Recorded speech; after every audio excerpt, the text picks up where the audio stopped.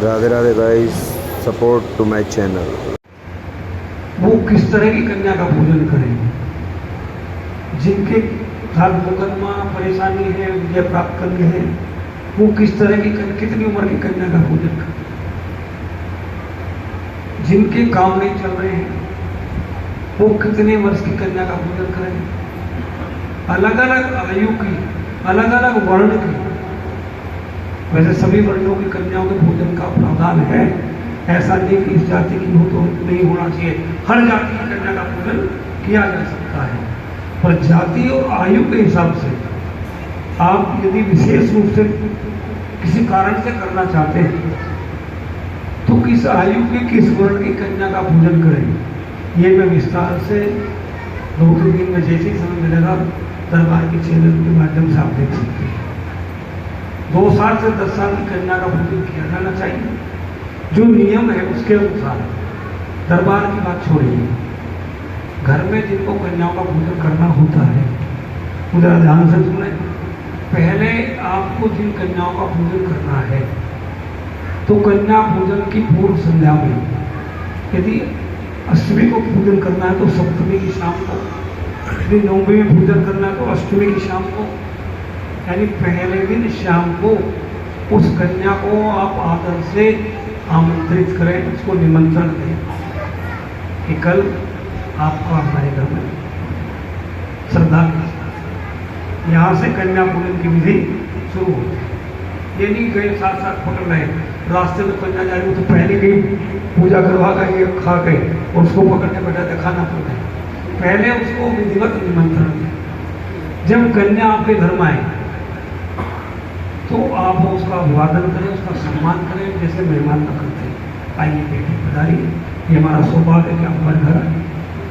उसके बाद आसन बिछा के कन्याओं को बैठा के पहले उनके पैर प्रक्षालन, चरणों को पैर धोने में ध्यान रखें कि अंगूठा जरूर स्पर्श करना चाहिए, अंगूठा धोना चाहिए पैर का।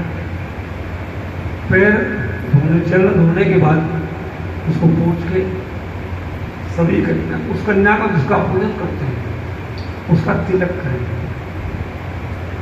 तिलक के बाद उसको माला पहनाएं। सराच्छादित करने के लिए कोई ना कोई वस्त्र, छोटी सी चुन्नी या वस्त्र जो भी आप दे सकते हैं वो जरूर दें। नंगे सर कन्या का पूजन करें, उसके सर का कोई वस्त्र भी आप, जो आपकी श्रद्धा है वो उसको जरूर दें।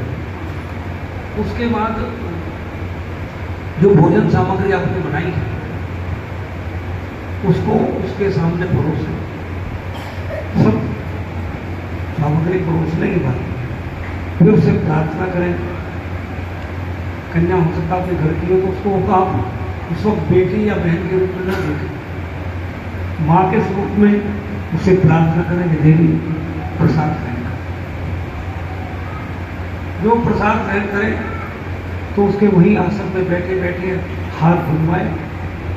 हाथ धुलवाने के बाद, हाथ पोंछने के बाद उसको यथाश्रद्धा दक्षिणा दें और दक्षिणा देने के बाद जब कन्या को विदा करें तो उसके चरण स्पर्श करके उसका आशीर्वाद लें और प्रार्थना करें कि देवी आप हमारे घर में आते रहिए, आपकी बड़ी अनुकंपा है, आपकी बड़ी कृपा है। कोई छोटी छोटी बात नहीं। भोजन में मिष्ठान जरूर होना चाहिए। प्रसाद में मिष्ठान, मिष्ठान समझो ना, मीठा है जरूर होना चाहिए। माँ भगवती को नारियल का भोग लगता है तो कच्चे नारियल जो होते हैं, नारियल और मिष्ठान जरूरी है। प्रसाद के बाद उसको फल जरूर दें, दक्षिणा दें, फिर उसके चरण स्पर्श को सम्मान के साथ विदा करें।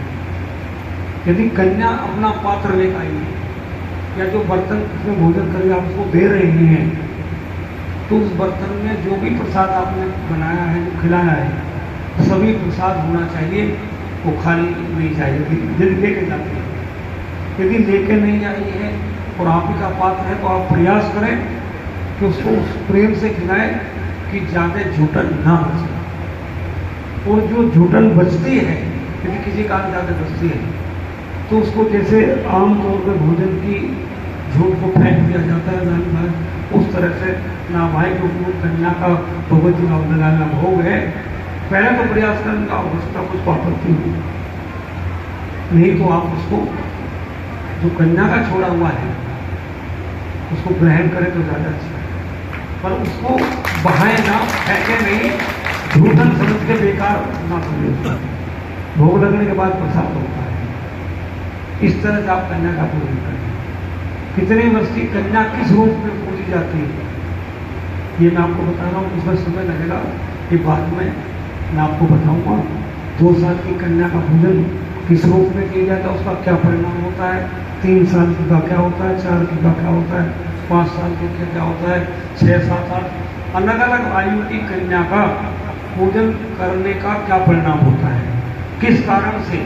हाँ, आमतौर पर आप कर रहे हैं तो किसी वर्ग की कन्या ले ले, किसी आयु की कर ले, उसमें भी 4 वर्ग जैसे माने जाते हैं, ब्राह्मण, क्षत्रिय, वैश्य और कनिष्ठ। चारों वर्णों की कन्याओं का पूजन करने का विधान शास्त्र में है। ब्राह्मण की कन्या का पूजन करोगे क्या फल मिलेगा, क्षत्रिय की कन्या का करोगे तो क्या फल है, वैश्य की कन्या का करोगे क्या फल है, और कनिष्ठ की कन्या का पूजन करोगे तो क्या फल है, वो सब मैं बताने का प्रयास करूँगा। आपको जैसी कन्या तो सब एक बात, जैसी कन्याएं ये सबका पूजन करें, ये थोड़ा विशेष ध्यान रखें। भोजन कराते समय, कन्या भोजन करते समय आपके मन में भाव, बेटी, बहन या परिवार की लड़की, पड़ोस के, ये लड़की का भाव ना हो, भाव केवल ये हो कि हम माँ का पूजन कर रहे हैं, तब कन्या पूजन कर सकते हैं।